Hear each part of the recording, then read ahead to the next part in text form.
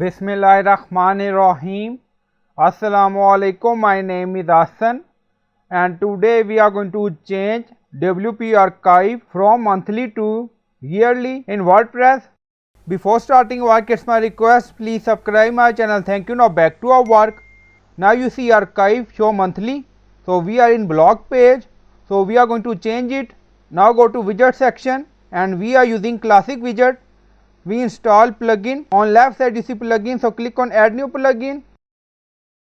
Now scroll down, we are using classic widget plugin. Now you see activated. Now back to widget section, so we are using blog. Now you see blog, a widget containing a blog. Now expand it. Now you see we added WP archive type monthly, so we are going to change it to yearly.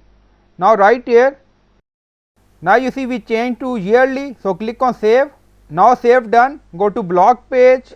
Now you see May 2024, refresh the page.